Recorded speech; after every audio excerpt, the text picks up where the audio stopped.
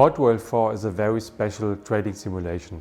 It's a strategy game with an economy simulation running in the background. It simulates trading convoys and military convoys and pirates and much more. And we have citizens and workers in the game. The workers are producing goods. They are transported by the trading convoys and brought to other towns where the goods are needed. There, the citizens are consuming the goods. And all the pricing in the game is calculated by offer and demand. The game world is massive. One of the first design decisions we made when designing Port Royale 4 was that we want to have the player manage the towns and ships in one seamless world without having to switch between levels as it was in Port Royale 3. The scale of ships and town led to a level size that is more than 4 times the size of a large railway empire scene. So we put a lot of effort in bringing this large world into the game. We also wanted to have a lot of detail in the game, like for example walking citizens or fish in the ocean, so this led to a huge world.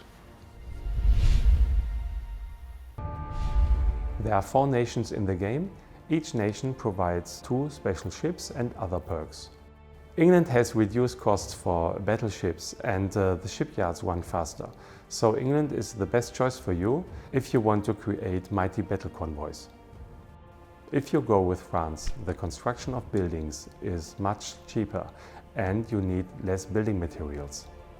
In the Spanish colonies, the towns can increase their population much faster. They get more settlers and it's easier to satisfy them. The Netherlands have reduced costs for trading vessels and they offer the biggest trading vessel in the game. There are 4 different characters in the game. No matter which character you choose, the game is always about trading, transportation and production of goods. However, the choice of the character supports your different playstyle when it comes to all the other actions in the game. Each character has different pros and cons. If you play with the adventurer, the experience of your captains will increase faster, so you are able to develop their skills faster than with any other character. Also, the adventurer is able to rebuild all vessels from the other nations which he defeated in sea battles. However, when it comes to boarding other ships, he is much weaker than others. The merchant is the best character for those who want to fully concentrate on trading. She does not need any trading license to trade with other towns. Her biggest advantage is that she can even trade with hostile towns.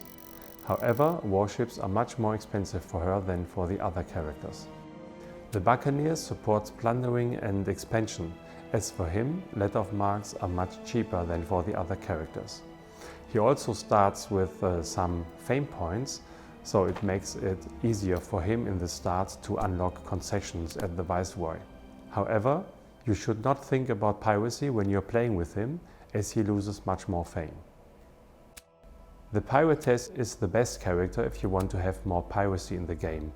She will never be attacked by other pirates, and when she's doing piracy, she will lose less fame than the other characters. However, all buildings are more expensive for her. So we have 3 different game modes. The first one is the tutorial. In the tutorial we have 10 different mini tutorials. Each deals with special gameplay elements of the game. If you fulfill all the tutorials, you are able to unlock and to buy your special ship in your shipyard.